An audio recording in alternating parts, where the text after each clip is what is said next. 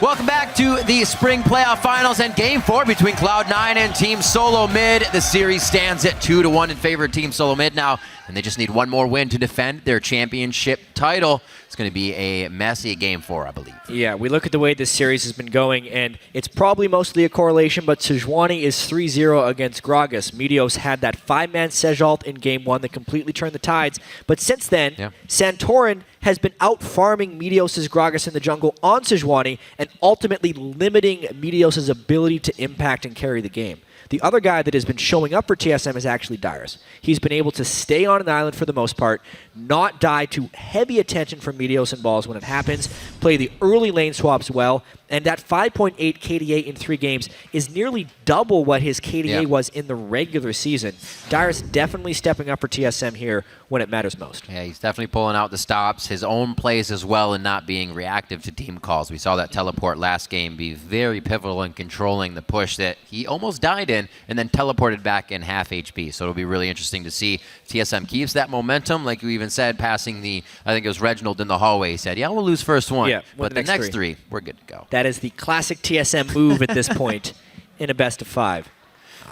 I really wonder whether Cloud9 is going to switch up their bans here. They've been putting 2 bans at Lustina or Lust Boy. Yeah, can't see him. I mean, with the first ban Thresh, it looks like that third ban could be Janna. I'm hoping that their third ban is on a jungler here so that they can either force Team Solo Mid to ban the other one, or they can deny, because they're really trading Sejuani and Gragas here, and there they go. They do ban the Urgot and the Gragas. Perfect. So here's the thing as well. I feel like Cloud9 needs to win Champion Select to win the game altogether. With Santorin and Bjergsen both coming off perfect games last game, 508 for Bjergsen, Santorin 1014.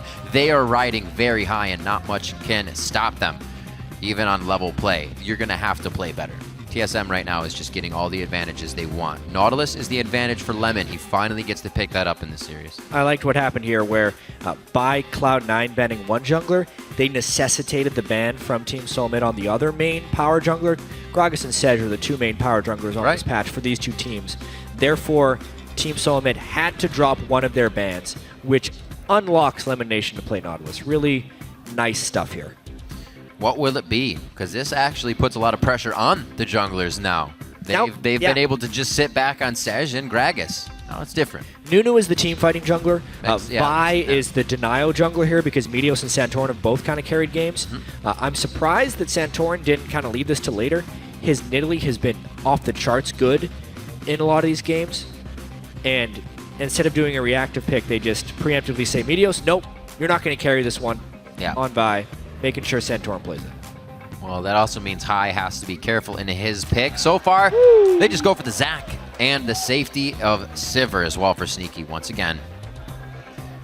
I like it. Very comfortable with those pickups. Kalista Kennen, no second thought about that one as Bjergsen locks that in for Lustboy.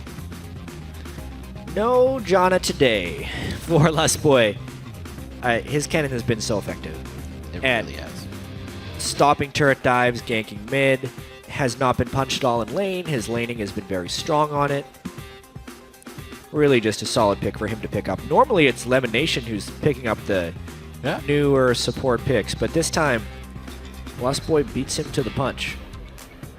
Wow, the fast lock. He goes back to his Zed, something he went towards very much so at the end of the split. Almost had 3 or 4 games in a row on that Zed before people started taking it away from him again. And the Vladimir, again, gonna be locked in for balls now. Zed not typically something you play into a team-fighting tanky team, but looking at TSM's composition, since they banned away the main jungle tanks, they banned away the main tank mid laner and Urgot, and they're looking at that, TSM has 3 squishy people already. What do? Was the question. Pick an assassin, classic Cloud9. Yeah, mid lane Deer, do it. But if he plays Nadu Deer, then he's not mid lane Deer, and we're okay. What will High of all the champions to hover? Why would rather say Bjergsen decide?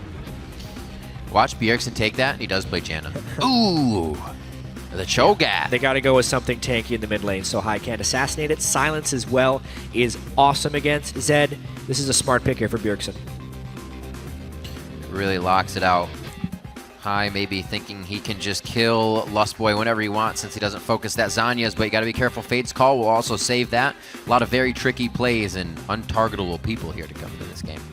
Vladimir pickup. It's going to balls. Most likely, we'll see that coming out of the top lane. He should definitely be able to do very well in the 2v1 here as Vlad. We'll see if they play that any different here. Yeah, I like this. This is really something different than what's been happening in this series. I was about to say, Cloud9 hasn't done that yet. I didn't like Cloud9's bans last game because they mimicked Game 1 bans in a series that had momentum slightly for Team Solo Mid. It was proven that Team Solo Mid was going to be winning with the same pick bans. Time to change it up. Because of that, Cloud9 gets a classic composition. CC from the support jungle role, damage from everybody else. And it puts them in a comfort zone, hopefully, against TSM, who is now moved off a little bit. Bjergsen on Cho'Gath, not the biggest playmaker. Right. He actually lost to Cloud9 on Cho'Gath in the final game of the regular season. And this is a pick and ban that could set us up for Game 5, unless TSM makes an outplay, in my opinion. The trophy. Taking a look on at the games, wondering whose house it will be in at the end of the day. And right now it's looking like Team Solo Mids as they've been coming out strong. But like you said, Cloud9 deciding to switch things up in the bans and now hopefully coming out with a composition that'll trick TSM. Let us know who you think has the edge going into Game 4. Send either hashtag C9win or hashtag TSMwin to @LOL Esports, and we will tally your votes up throughout the game. Very interested to see this Bjergsen Cho'Gath pickup. He can really wreak havoc or just be a nuisance in the mid lane with that. How will High coordinate his ganks, his attacks as well? Definitely leads into a game where Cloud9 can kind of go to their 1-3-1 if they want to start getting a split push on. It's a real good way they spread their enemy out thin and start to pick them off. How much of a factor will Santorin be on Vi as well? That's great. We got two different junglers coming in for the entire series now. Pretty big factor already. Look at those recall animations. Absolutely dancing around. Still going. Yeah. So, biggest change that Cloud9 needs to make early on is figure out what they want to do with this early jungle, because they got outplayed last game.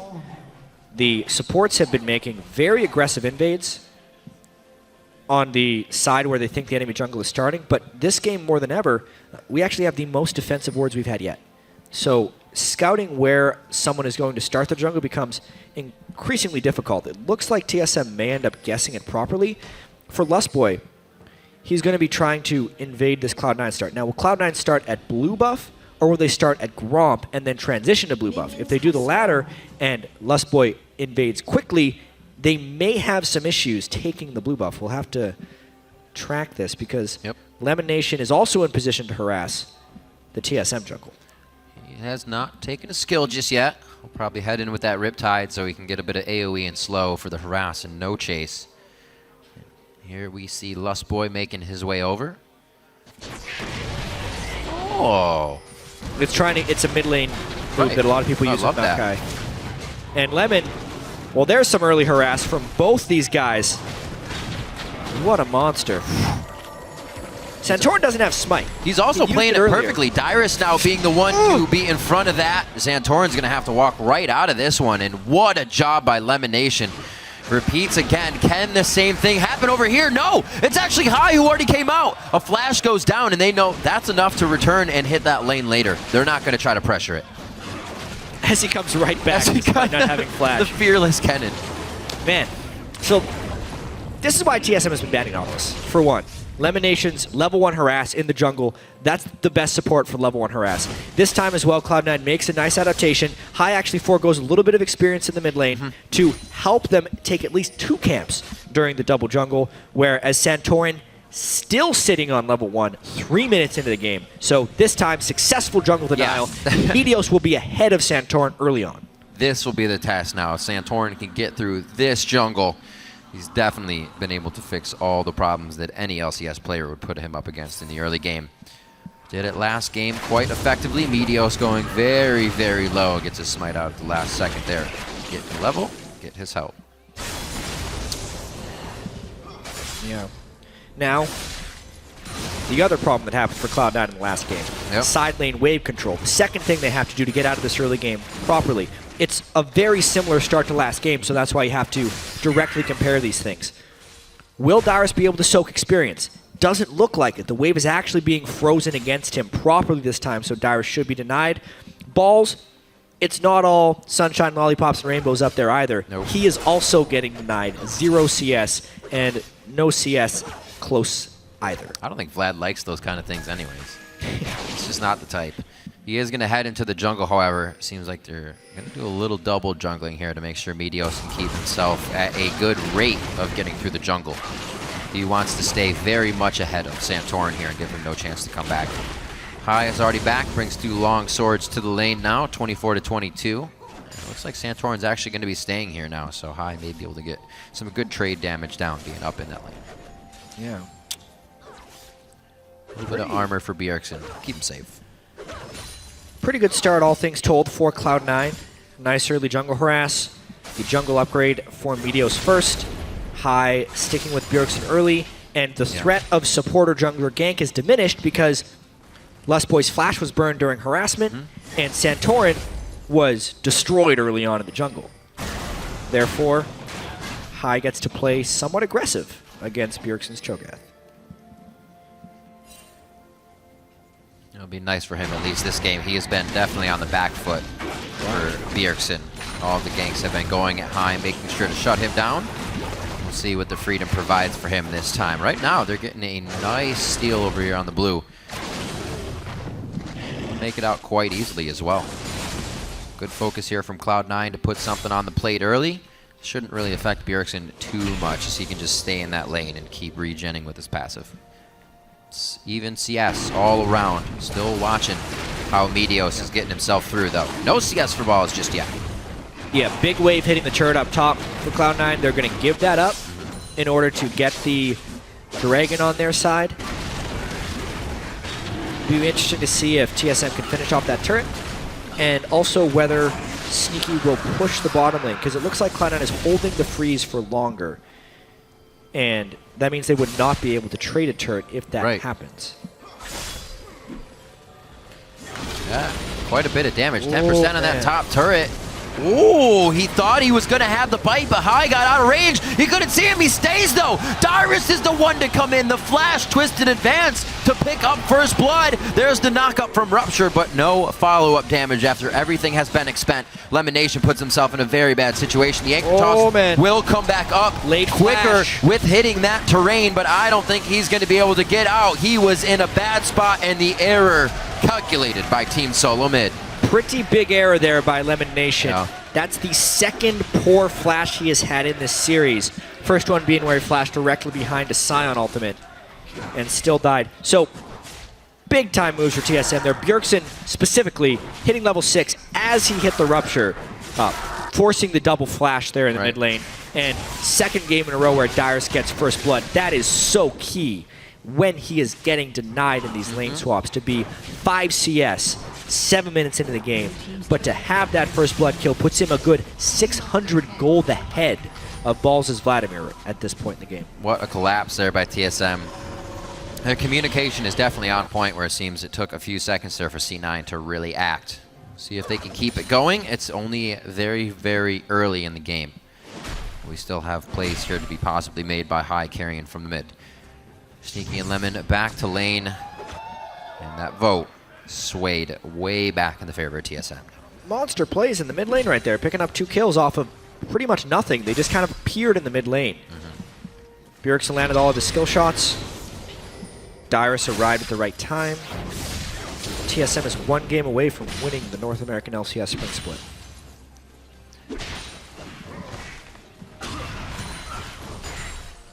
See how they do now. All these lanes are matched back up, so Balls and Dyrus are going to be able to farm themselves quite nicely. And that is big for Balls, as he was pretty much getting nothing in the beginning of this game. Still paying attention to how Cloud9 is taking these buffs. So far hasn't really impacted the game. Bjergsen still was able to get something out of mid lane. So C9 is kind of fighting their own battles that aren't giving them results just yet. Yeah, and already they have to come back from behind. Which they did in game 1 to their credit, but a 2,000 gold lead 8 minutes in is actually rather large. Callista Cannon as well has a lot of kill threat. If Lustboy can get experience. He's level 3 on Cannon right now. So, not worried about that yet for a while. You see the AD carries and you think it's soon, but nope, the supports, they've been roaming all day. What will be the play in the bottom lane? Lemon Nation walks away for just a second and cannot be continued by Sneaky as he wants to wear those Ren stacks off before heading back into the fight. Smartly done as well. Not too many core items coming out, just the first of recipes around the map as well. BF swords for the 80 carries, that Cutlass, and the Fiendish Codex for the mid laners. Oh, there's a great trade. Yeah, nice little trade back there by Cloud9. Revenge for Wild Turtle's damage on Sneaky. This time Lustboy could no longer enter a fight safely. Sneaky been the bright spot for Cloud9 this series. Even in the games they're losing, he's able to make some clutch plays. They're really going to need him to do well here as Balls will take a long time to ramp up on Vladimir. Literally almost killing Wild Turtle there. Yeah, well, with the time they're giving themselves, they have a lot of breathing room to stay down here. Farm this one out. We'll see how much turret damage they try to put on this one as Balls gets all the time to farm this in the top lane. You can see he wasn't having the easiest time against Dyrus, but he was also letting his lane push because he didn't have a turret. High even trying to roam down there for a potential dive, but because he actually got spotted by a pink ward without checking the brush, there's a chance that TSM is waiting for High to return. Well, they're definitely pushing his lane, making sure he has to take control of it once again. At least getting something to work there. Even under the turret, those guys are tanky enough that if High gets in range for a Maokai W, he would die. At this point, he definitely has to be careful. I wouldn't put it past Dyrus and Bjergsen to go in for that anyways. Coming from the bottom side, Lustboy thinks it's something they can get as well. He looks to actually just show himself right in the mid lane for a bit of pressure. Not real ganky. Great damage coming out of Maokai here in the early game. Dyrus again going for the 2-ring build. Could be right into that Righteous Glory once again. Probably. Once you extend it already. Yeah, it's true. Seems to be what TSM wants to go for the initiation potential. Yep. It's actually, I'd say, the more common Maokai now. Yeah. Is the Righteous Glory rather than the Rod of Ages. It's weird. You don't think it'll work the same, and you're like, wow, this is actually really great. I'm really fast and super tanky. All right. All right, so good pressure here in the mid. I like that Bjergsen has turned off those Vorpal spikes to make sure he doesn't grab any silly aggro as it High's in trouble here. by. Shadow down and Rupture lands. Rupture does hit right after Shadow comes, but they also know it's a little too quiet here on the home front. Maybe not. Bjergsen wants to go in. Over the wall comes Meteos, but he's quickly punched in the jaw as he bounces around from Santorin. Looks like they should be able to grab this with a big wave coming. Yeah, they got a big wave. Cloud9 still a little bit dangerous. High, flash back. Whoa, all the way back to High. That's going to be the hit out as well. Fate's Call chucks Lustboy back in. He's going to die throwing down Flash and Exhaust in that one. Oh, and TSM no. finding a bit of what they want here. 2 kills already, and Balls was almost in the wrong spot there at the right time for TSM. 2-for-1 trade and the turret there. Sneaky was trying to farm off in the bottom lane. Now trying to come in on the backside of this fight. He's got to be incredibly careful. Oh, thought he was going to let Fizzle out. May as well just take the dragon. Might as well. So, Cloud9 definitely has to start putting on the damage control. Things are not looking good, especially with the momentum of 2 games now behind Team Solo Mid. And the taste of victory right on the tip of their tongue here. He's going to try a steal against Callista. Really hard to do. Flew right over. Let's bounces down from that last engage. Remember, cannot get the slow on either. Looks like he will not be able to blob about well enough for the team to pick up kills. Team Solo Mid get out with another turret there in mid lane, a few kills, and then back to Dragon. Yeah, and Cloud9's in a really tough spot here. Down turrets, down kills, even in Dragons. Down in the series, knowing they have to win both this game and the next if they want to take the crown here in North America. Slight desperation mode might kick in for Cloud9. Yep. When that's kicked in so far this series, or even in IM Katowice, desperation mode for Cloud9 is a very dark place. You do not want to go there as Cloud9. They overcommit. Their smart play goes out the window. They need to remain controlled here. The 5-man push up the mid lane during recalls was smart.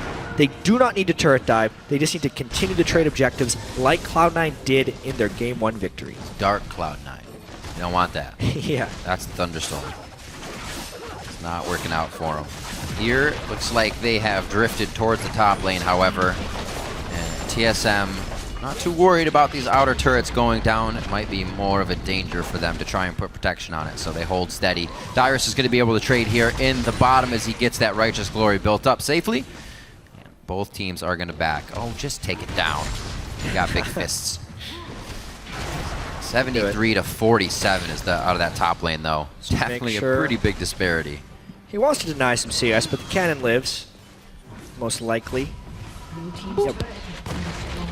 That one time when you were like, minions, don't be so strong? No one ever said that. 14 minutes on this.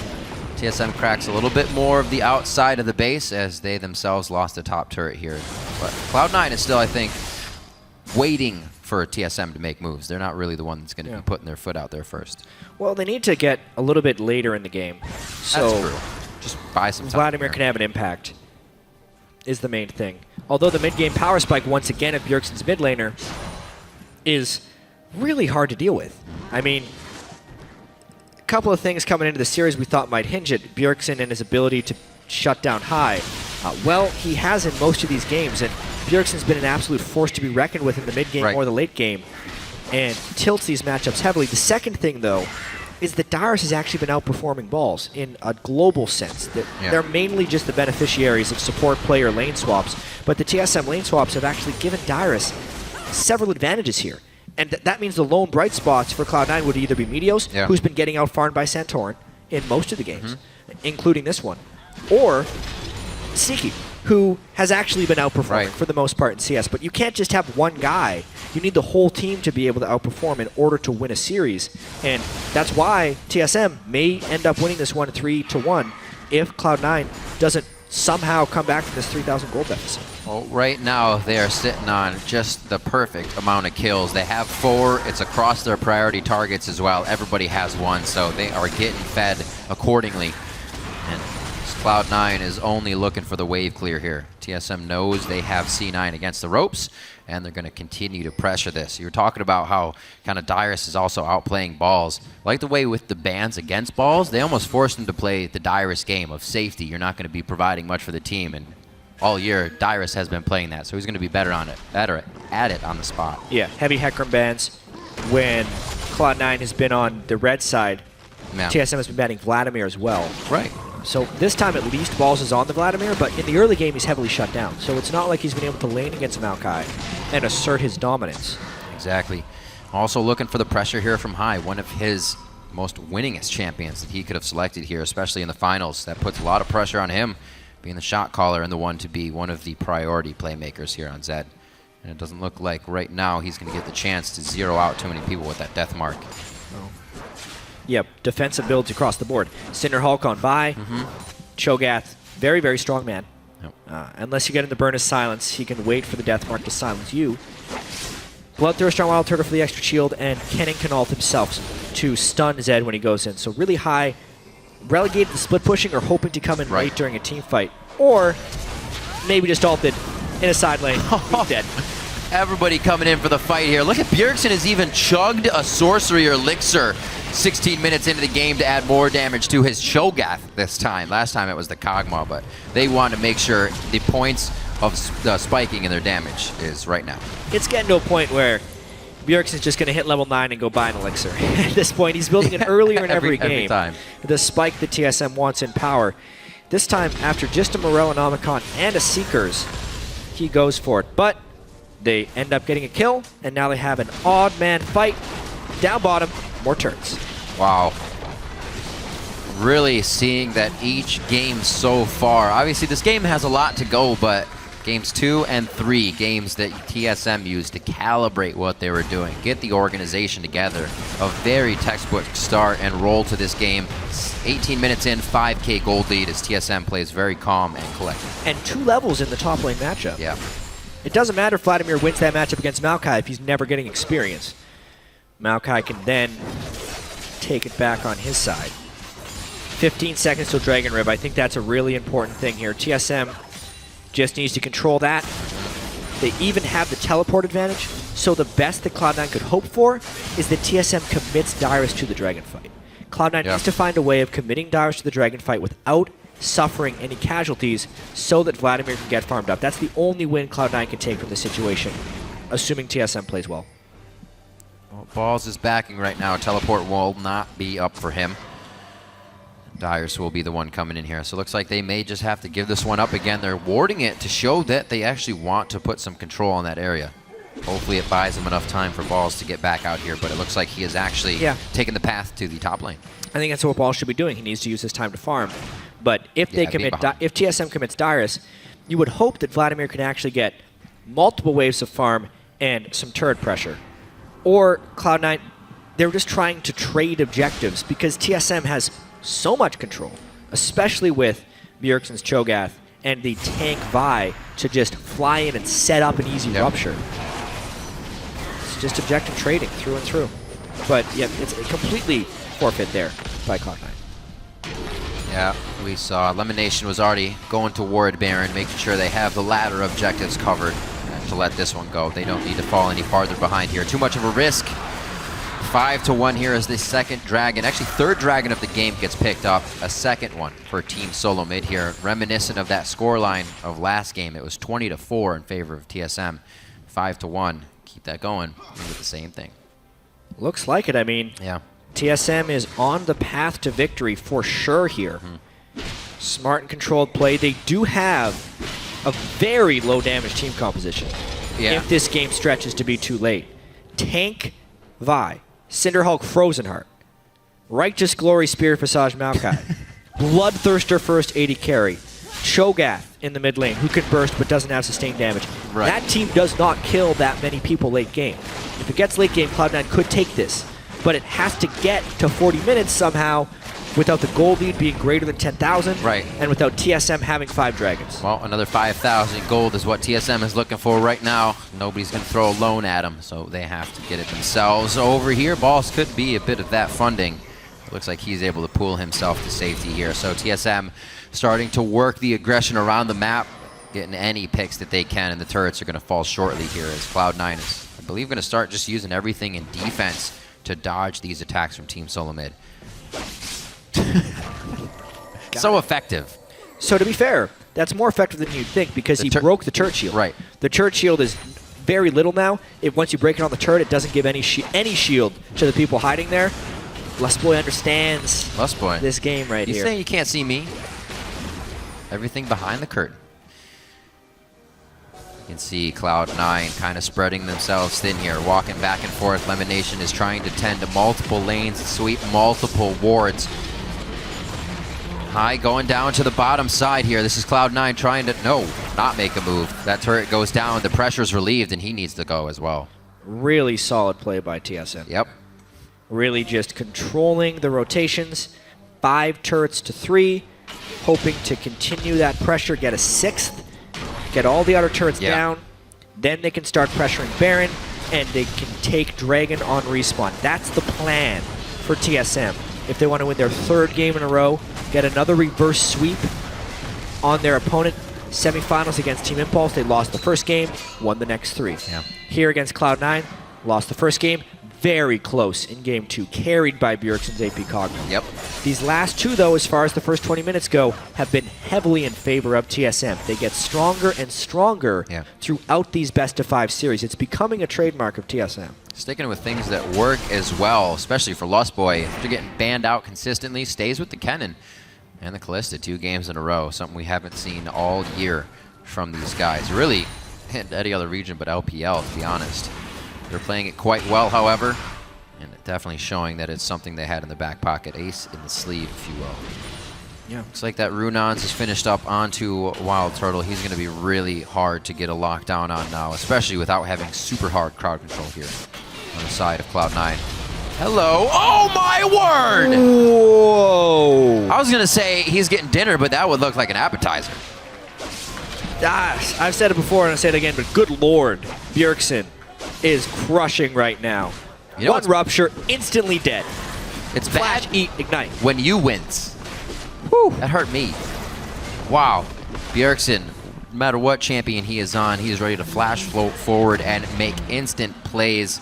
The lucidity boots for him as well, allowing him to keep spitting out that crowd control and silence. And it has picked him up another kill. Now over to Baron. This is pretty much uncontested. However, here's the teleport in from Balls. They're going for broke. Have to contest. They're It's a going to have 23-minute Baron. TSM actually takes a fair bit of damage here. Elimination goes really early. Only a 2-man Hemo Plague actually going down on that. Good damage over to Turtle. Bjergsen's very hurt here. Lustboy and 400 HP just flashes over the wall, and that could easily be finished off if somebody focuses. They're tunneled onto Dyrus, though. Oh. How does he pop? Sneaky before he gets out. They're going to walk this one away. He's, however, bringing them over to Lustboy, and Lustboy is saying, "Don't you do that to me." What a hit. Gets Meteos on the slingshot over the wall. He's eventually going to go down, but he is completely buying time for the team, and Cloud9 is going to get hardly anything with TSM being down here.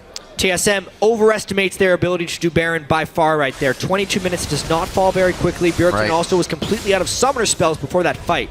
Therefore, when Cloud9 comes in, they destroyed them. Meteos gets off a Dream Ultimate, and Sneaky gets best case scenario fight. Not a Cho'Gath that can flash or feast you at any point. No cannon ultimate on Sneaky. Meteos is bouncing around. Wow. Sneaky is free hitting in the back because of no Dyrus until later on in the fight, and they were a sliver away from acing TSM right there if they picked off those two other guys. A horrendous call there by TSM to go for Baron. They had 6 turrets. They just had to wait for the Dragons to come up, and they give a small window for Cloud9 to come back. That teleport from Dyrus, it looks like the entire team was just like, we have this. Don't worry about it. Yeah. Really could have been used a lot earlier, but you can always say something else about the fight after it's done. Played very well there by Cloud9. 4-7 on the scoreboard as they start to scratch back without letting TSM get too much along the way. Blade of the Rune King and Last Whisper now finished up here for High.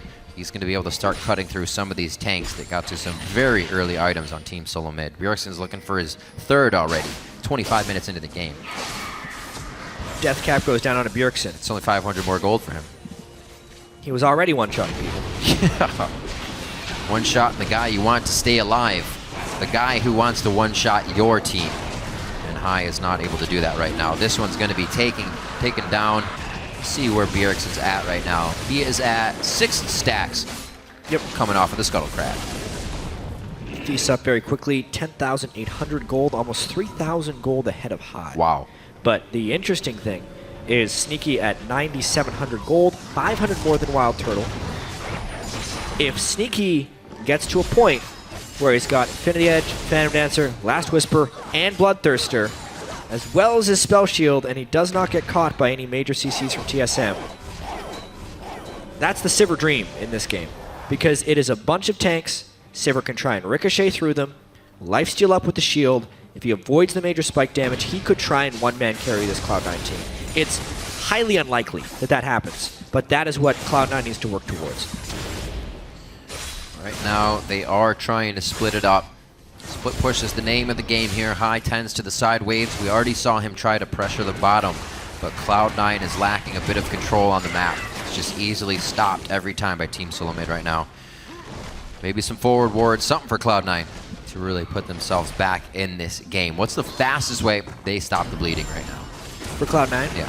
It's mainly continuing to shove out these waves and giving up dragons all the way until number 5. The hardest part about this, though, is maintaining vision control around the Baron area without TSM taking it for free.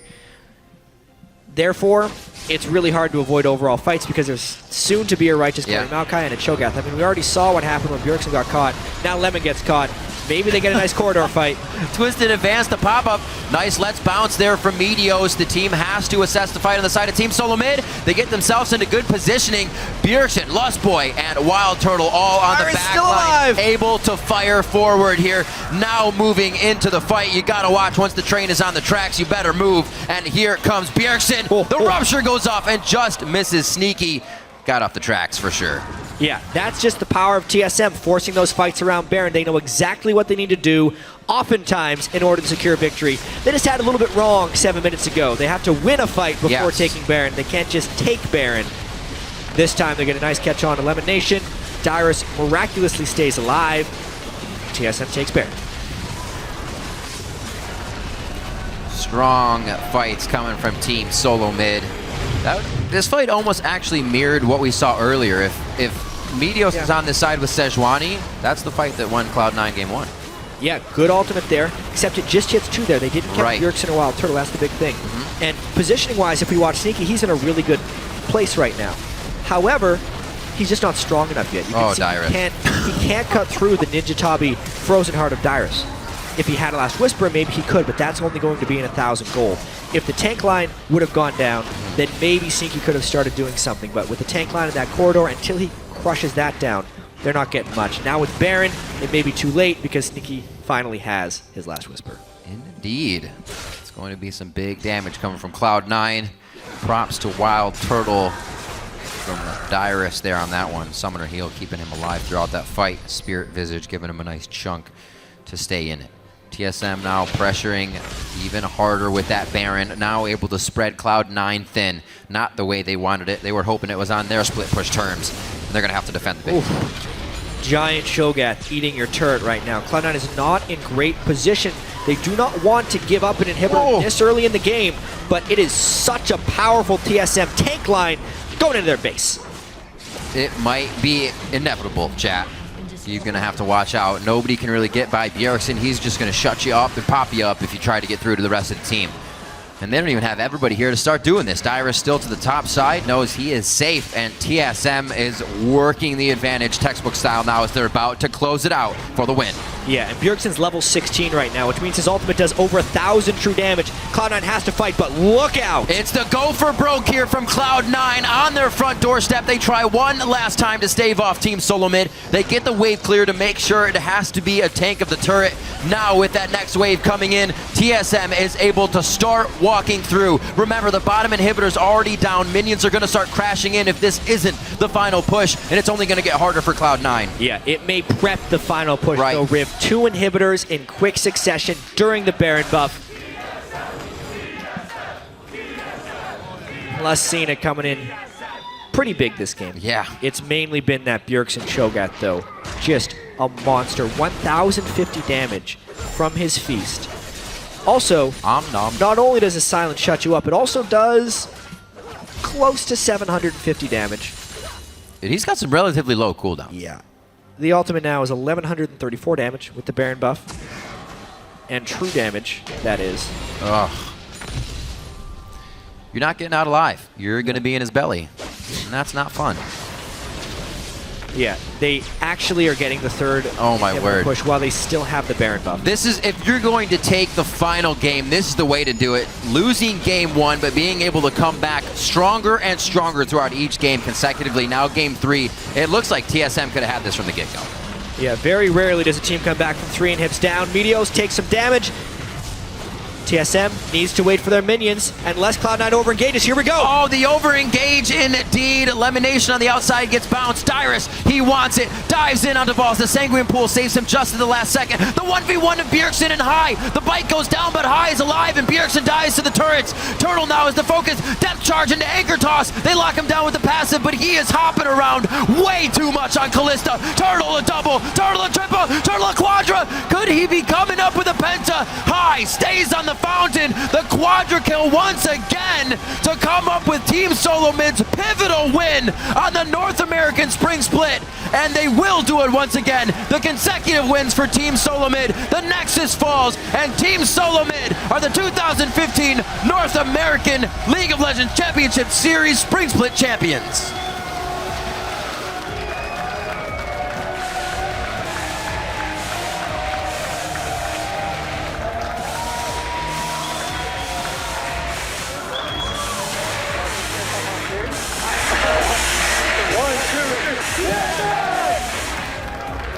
And just like that, it is over.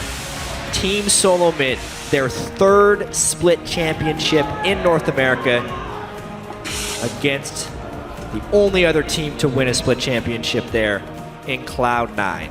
It's the 2nd consecutive time they have beaten them, but also the fastest they have ever done so. 3 games to 1. TSM losing the first game in the series, and then taking the next 3. Taking the next 3. One more dominant than the next, as he did at IM Katowice. Lustboy once again raises the trophy for his team, and they begin to pass it around. MVP Bjergsen, Rookie of the Split Santorin as well, showing up huge throughout this best-of-5 series against one of their biggest rivals, Cloud9. Showered in confetti, Santorin, his first championship with TSM. Dyrus holds the trophy high. That is a lot of confetti. If you're not first, you're last, says Dyrus. And this year, they are not last. That is right. Loco Doco, very proud to be the coach of Team Solo Mid. Reginald, obviously very happy in the back as well. A lot of strength coming out of this team this season. I said it was both teams on the stage, or that were playing on the stage, 0 subs, 0 changes, and that's why the ones they were facing off here for the championship title. Team Solo Mid was able to find the better fight, though. You can tell they're quite happy with this victory, but we know their sights are set higher here. Now that they have secured the North American Spring Split Championship, they will be the North American representative at the Midseason Invitational. They also secured the most possible championship points. That's right. That can work towards Worlds. Championship points, always important, Indeed. as Dash would tell you.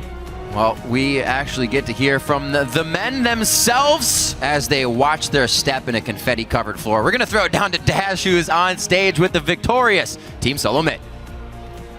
Thank you, guys. As the confetti rains down, once again, I want to introduce you to your 2015 Spring Split Champions, Team Solo Mid. Give it up! All right, gentlemen, congratulations. Loco, I'm coming to you as the coach here. You have re-cemented yourselves as the top team in North America. How does that feel? It feels really great. We had a really bad start to the year because we did pretty bad at IEM San Jose, but we won IEM Katowice, we won Spring Split, so our year is looking a lot better. And you have this incredible group of players. Individually, all of them are stellar players. What has it been like working with them this season and watching them evolve as the split goes on? Well, for coaches, it's really new. So right now, I feel like players matter a lot, and I honestly have a stacked deck. All our players are probably top 2 in their roles. Most of them, the best players in their roles in NA. Yeah, obviously that helps when you have individually strong players. But TSM as an organization as well has had this storied history of tremendous success, always appearing in the NA finals, picking up tons of wins left and right. You know, is this the best TSM team yet? And will it get better? Well,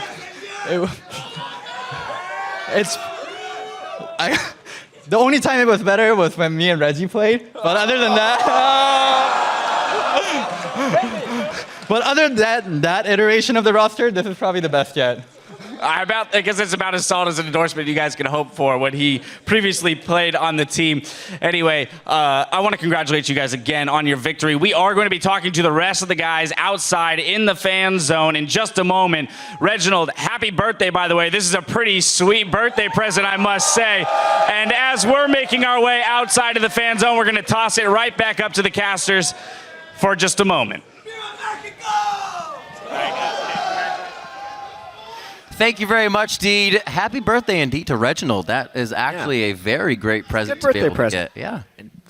I think he needs to get something the team falls near the Spring Split Championship, which is always pretty good. Yeah, absolutely. Yeah, it's the second of 3 of the Spring Split Championships they've played. Last year, were not able to win the Spring Split. They got 3-0'd. Yeah. Much better year this year, I'd have to say. That's right. And we are, as Das mentioned, going to hear from the entire team in just a few minutes, but we want to take a minute to talk about the series and the adversity that Cloud9 faced throughout it. I mean, Cloud9, everyone will remember the 5-man Meteos Sejuani Ultimate in Game 1, but that is kind of the lone highlight for them. Those were the glory days. In that entire series. The glory days, that Game 1, when everything was looking up. But on top of that, after that happened, TSM kind of took over. Bjergsen in particular. Dyrus had a better performance. Looking at it game by game, you know, Game 2 was definitely Bjergsen's Kog'Maw. That thing had amazing power in that one. You can see they're trying to get their stuff out with the monstrous amount of confetti we have out here. This is actually a clip from what looks like the second game here. Yep, this is where Bjergsen chases them out of the base. You see the power they have to respect of it. Because this was a really close game. Right. Remember, this was supposed to be a back and forth series. It was looking like that towards the first 2 games. But then, this is where we first saw the power of the Kog'Maw chasing them out. Lustboy doesn't even get his Kennen ultimate off. Right. Takes a You're chunk like, of damage uh-oh, nothing beforehand. will happen. Dyrus doesn't land his Sion ultimate. Sejuani does land a 3-man ultimate, but really, this is Bjergsen who has to do the most damage in this fight. He gets the shred down onto balls, finishes him off, and still sitting with a pretty high mana pool throughout this. Yeah. Slows Meteos, continues on the chase. Without the performance that Bjergsen had in this game, TSM may not have been able to take this series whatsoever. Being down 2-0 could have ended up being devastating. They Right. would have had to change up too much stuff. Hai actually gets a heal from Sneaky and So then ridiculous. dies on the next shot anyways. Yep. Bjergsen was just landing shot after shot. on And that even combo. with our Bjergsen playing well, I'm trying to forget names here, so many names. Dyrus was also having a huge game on whatever he chose. Like we said, he kind of, with the bans, they brought balls down to his level, and Yeah. Dyrus played that game all season long. Hecarim banned in all these games. Yeah. And Dyrus, he's the one who stepped up much higher than his normal potential here for TSM. Absolutely. Much higher KDA here, making a lot of his own plays. And also, when he was left on an island, either they were communicating well enough to know that he had backup coming, so he wasn't Right. trapped under a turret by himself. I think that's exactly what the next replay shows. Yeah, but more so, he's actually able to turn some things around for his team and make plays of his own. Without that type of play, TSM doesn't have this as a backdoor sweep. They Right? don't. Actually, let's bring up the Dyrus play right now. This is the one where Lustboy was actually able to save him in that bottom lane. So still, even after Dyrus has been having a consistent game, Cloud9 focus and focus and focus him. And this is when TSM finally takes action, because usually they leave him alone. This is actually when the game broke, because this was supposed to be a distraction from Balls of Sion in the bottom lane. You can see right there, Right. getting chased down by Wild Turtles Corki. Whereas here in the top lane, Dyrus is supposed to die, but he auto-attacks enough through his passive, had his ultimate on before the die was there. Lustboy comes in to save the day, and then critically enough, perfect flash over a wall in a high-pressure situation. Unless you are right next to that wall and flash at Yep. the right Exactly. angle, you do not make it through that wall. They end up winning on both sides of the map. TSM takes a huge advantage there, and this is what ended up breaking the game wide open for them. Yep, that And then- Dyrus TP. The play didn't even end there. Dyrus, with the home guard boots, immediately after he got back into base, catches out High. TSM took Baron after this, and there was no looking back. Only the plays that started the game were things that could change things for Cloud9, but that even got harder as the next replay shows that, as Loco Doco said in my interview with him at the beginning of the day with Charlie, High is going to be that factor that we're looking at, and High was actually first blood 3 times throughout this series if we bring up this next replay as well. Yeah, it's a critical failure, unfortunately, for Cloud9. If High gets outperformed that heavily by Bjergsen, or if the mid lane focus of TSM proves successful, Right. TSM gets to play their strategies properly. High dying again and again in the mid lane, whether it was from a gank, whether it was from just Bjergsen landing the right abilities. This was High in the Zed game. Watch Bjergsen here, because he knew when he was going to be hitting level 6. Right. He walks in, lands the silence, hits a minion right there, immediately tries to flash, and High was actually on it, but because Bjergsen had such a big edge in the previous fight, even though this is an even-numbered engagement, Cloud9 gets wrecked. It's actually a 3v4 in the favor of Cloud9, but High died beforehand. It becomes a, quote, 4v4 when Lustboy arrives, and Lemonation, who was trying to catch them out, makes another flash mistake. His second major flash mistake of the series. You have to wait for the Twisted Advance to connect and then flash afterwards. Otherwise, it's just going to follow you right through. Lemonation gives up 2 kills, and that was a 2,000 gold lead 6 minutes into that match. Yep. Looking throughout the game, even with the first one, with the great ultimate from Meteos, that's what they needed to win. That's what TSM's weakness was, right? We're just waiting right now as outside they are setting up in the fan zone. Everybody waiting. Cosplays look absolutely awesome today. And the fans obviously reeling if you're a Team Solo mid fan. Cloud9, they had a fantastic split, but definitely could not shake the troubles at the end. And we're going to be hearing from the entire Team Solo mid right. team shortly as they're walking down that nice red carpet that is laid out outside for the Spring Split champions. 90 championship points. Bjergsen. It's going to help. Really, TSM, this is the best split they've ever had if you think about it. They won Rookie of the Split, Coach of the Split, Spring Split MVP. Yep. And across North America and Europe, from the semifinals to the finals, were the only team to win in fewer than 5 games. That's true. Both of the series were 4. So I'm a little sad TSM about domination, if you look at it like that, has got to give them a lot of confidence heading into MSI. And to MSI, indeed. Will they be able to carry this into mini worlds, as people are calling it? Because that puts you if you win on a pedestal or if you do well and fight well on a spotlight for teams to watch, and actually kind of puts a target on your head as well. So you got to go in there knowing that you got to win and be able to be strong so nobody can come back at you. Some positive things for Team Solomid you can see as they're going to be making their way out into the fan zone. They spent the entire split trying to become a more versatile team. Yeah. And the question will remain when they reach international competition as far as MSI goes. Will they be able to pull that stuff out on the world stage? Because every time they kind of default back into that mid-lane priority, Dyrus is left on an island. Dyrus is heavily punished. Right. Wild Turtle, with his aggressive positioning, is punished. The things that TSM have worked on this split are all very positive. Wild Turtle's become safer with his overall positioning. Right. You can see them now finally making it down the red carpet, and it's kind of a walk towards success. They adapted so much this split, hopefully making themselves a much more well-rounded, versatile team. And now they just got to find their way through the fans. That's one of those quantifiable things, right? I brought up earlier that Cloud9 kind of opened up Pandora's box the first time they won. They were just winning games. Nobody was really there to tell them different or say if they did something wrong in a game. It was just coming to them. Right. And that hasn't been able to be replicated here throughout the seasons. What you were saying with TSM, Wild Turtle could fix his problems. Dyrus could fix whatever teleporter communication problems. Those are ones that you can spot. It's not Pandora's box. That's why TSM is succeeding. Exactly. It's a regiment of success, right? Loco Doco coaching, now able to walk down with the championship trophy right there. Loco Doco is not the only one. They have two analysts that they had live in with the playoffs. Yes. They have Reginald as the owner, who also doubles as an analyst, it feels like. A whole team of support for the team. Yep. It ends up making them a very, very potent opponent. Really great how just actually the management has revolved around this team as well, with Reginald stepping down but still being a part of the team. The introduction of Lustboy being one of the best foreign introductions of a player into North America, and it has worked out very well for them. He seems to be acclimated to the North American scene, you could say. Unique to Team Solomid, their ability to pull that off. Having Yeah. a Korean-speaking and English-speaking coach in Loco Doco who could help acclimate Lustboy to the team environment.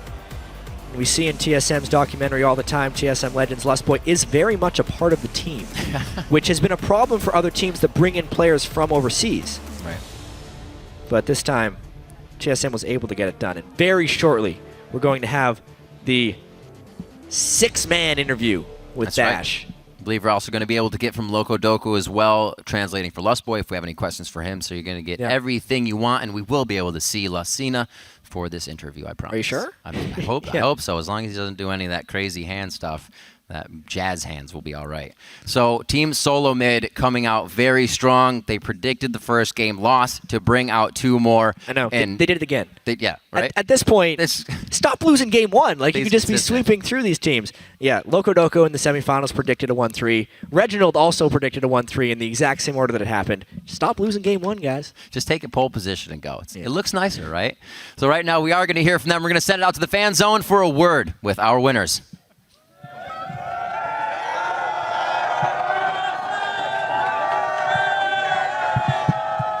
Thank you, gentlemen. Thank you. We're going to get an opportunity here to talk to each of the members of the victorious Team Solomid. So we're going to jump right into it. And Dyrus, I'm starting with you. The last time we spoke, we had a slightly real moment where you said, all I want to do is play some League of Legends. Well, today it looked like you had a little bit of an opportunity to play some League of Legends, and it paid off to the tune of North American champions. So how does that feel? I think the context of it kind of been taken too far with the league thing. I meant as a joke. I was pretty salty, but yeah, it's great to be able to like do what I want to do in the game and do it correctly for the team. And as long as we're playing the game correctly, I'm happy. And I owe a lot to my team for that.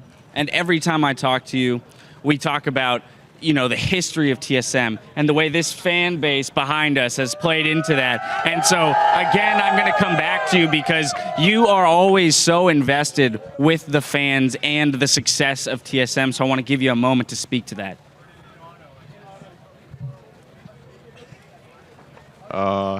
Great.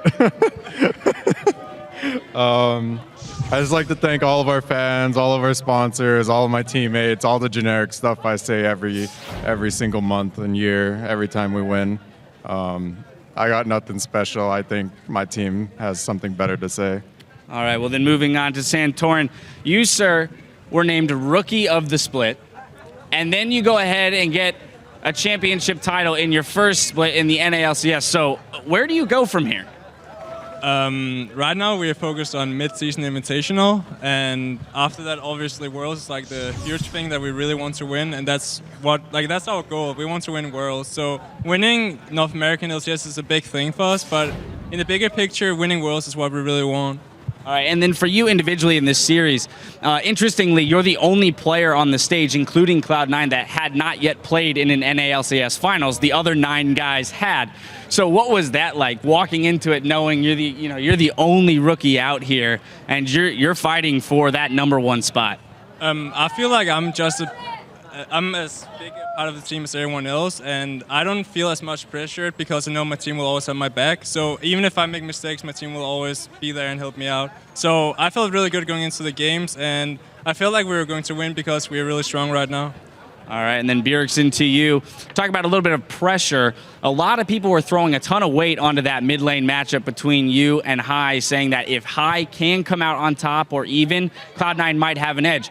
So there had to be a little bit of pressure coming in there, but I actually want to talk to you about your champion diversity in which you came into this. You played Ahri, Urgot, Kog'Maw, and Cho'Gath, all different play styles, all different. I mean, these champions differ so much, and yet you mastered all of them and were able to play them to their fullest potential. I definitely didn't play them perfectly, and there's still a lot to learn. Like, you can play a lot of champions on like a decent level or mediocre level, and it can still look like I play them too like super well, I'll play them to perfection, but I really didn't. There's always more to learn, and there's a long way to go for me and my team if we want to win Worlds. All right, well, you have some time to do that. MSI coming up, and then Summer Split preparing for Worlds. Wild Turtle, last year, when we were going through the finals, we watched you get quadra kills, make some pretty crazy aggressive outplays on Tristana and other AD carries. Was there an extra element of pressure or like a feeling that you had to live up to that same performance? Or did this team here allow you to kind of, as Santorin say, rest on the fact that they can all pick up the slack too? Yeah, I can always count on my teammates to like do well like every game. Like Lustboy, Darius, Centaur, Bjerg, they all do really well like every game. So all I do is like take the backseat and then I'll say, yeah, I'll carry you guys on 25. Just like let me chill till then. So that's usually how our team dynamic is, and I really have a lot of trust in all my teammates. All right, and one of your teammates in the bot lane, Lustboy, Loco, if you don't mind translating here for me, I want to know how you dealt with these bans, because it was rather unexpected for us. You had 2 bans targeted at you each game, and you pulled out the Kennen and had a fair amount of success with it. Well, were you expecting to be targeted like that? 일단 C9이랑 스크림을 플레이오프에서 굉장히 많이 했는데 스크림에서 스레시로 굉장히 좋은 모습을 많이 보여줬기 때문에 무조건 스레시를 변할 거란 걸 알았고 솔직히 잔날까지 변할지는 몰랐지만 만약에 쓰레쉬 잔나까지 나한테 밴을 투자하면 우리가 많이 이득을 볼 수 있다고 생각했어.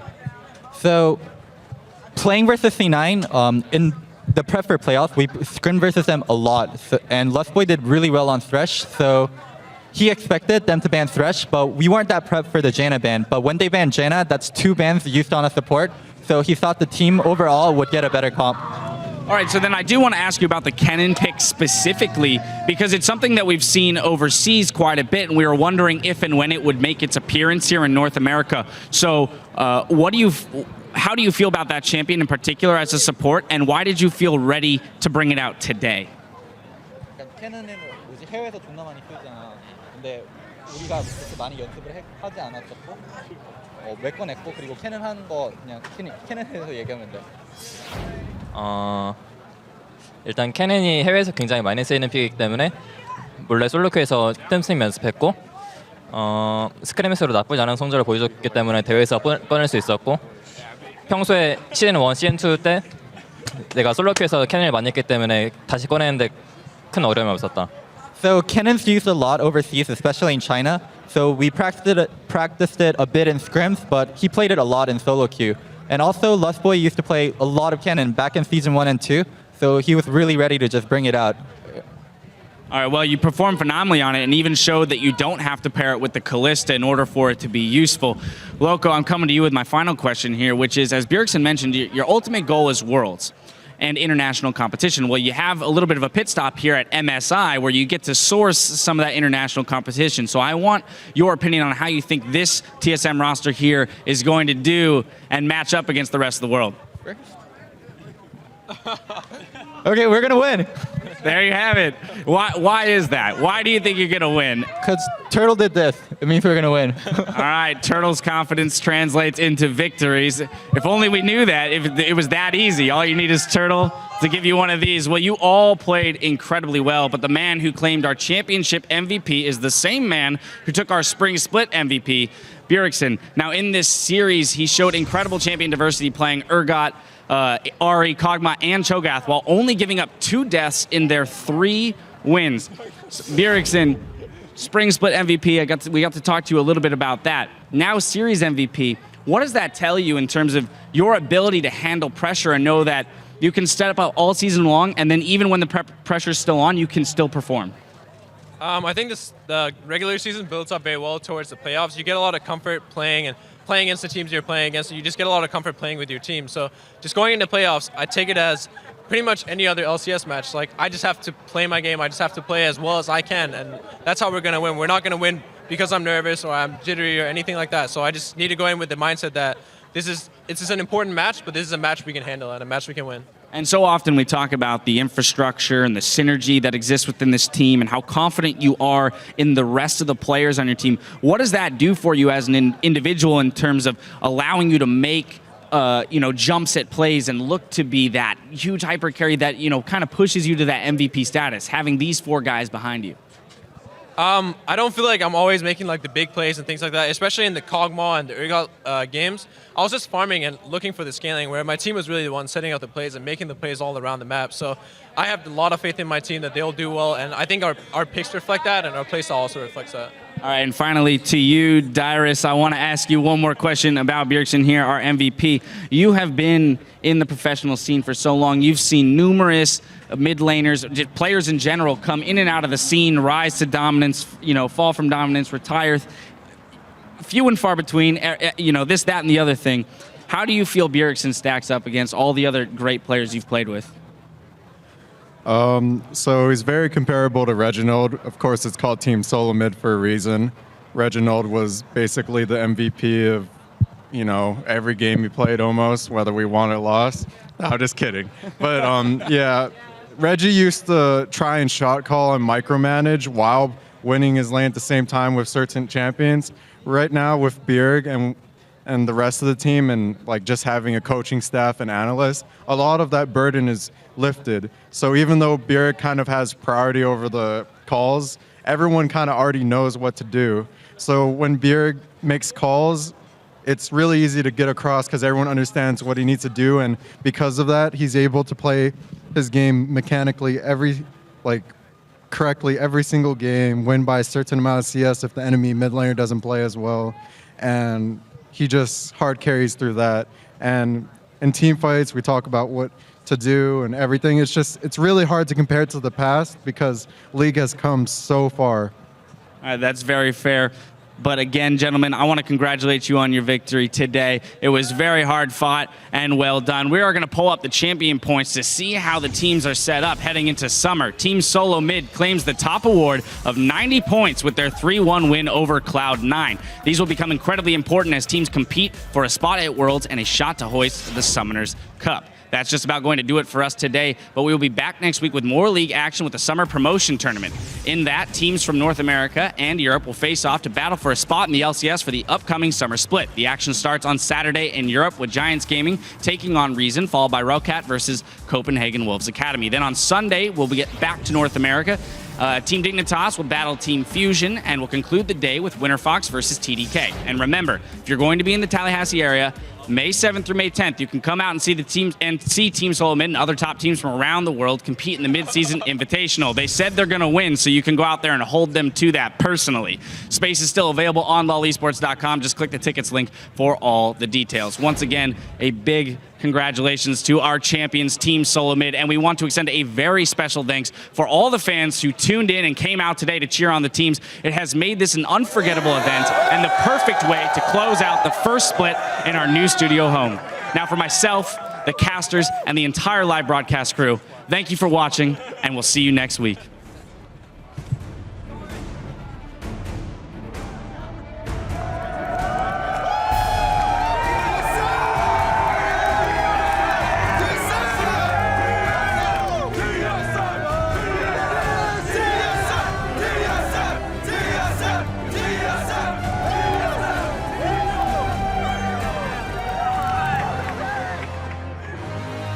Welcome to the 2015 North American League Championship Series. That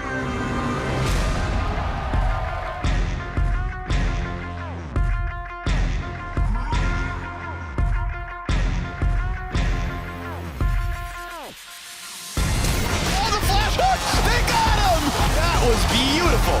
CLG fans, here's the team you guys were waiting for.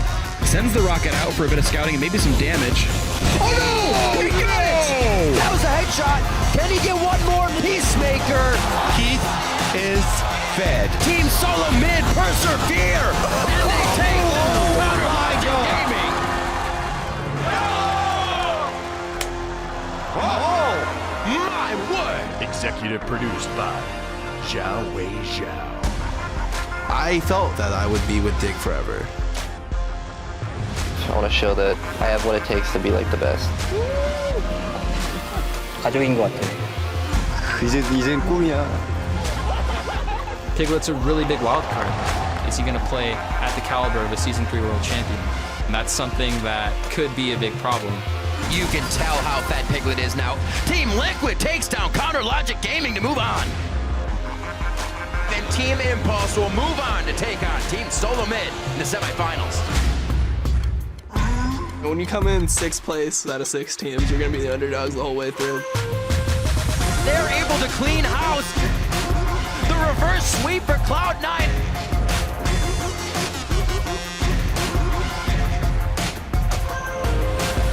Team Solo Mid in 4 games, heading to the finals. The only teams that have won in North America, C9 and TSM. It's currently TSM's, and I really don't want them to keep it, you know? Ladies and gentlemen, it all comes down to this. History repeats itself, and this is going to be a good one. Meteor with a 5-man Sejuani ultimate! There is so much energy out here right now. Beautiful fans supporting their teams. Turtle a double, turtle a triple, turtle a quadra! Team Solo Mid are the 2015 North American League of Legends Championship Series Spring Split champions.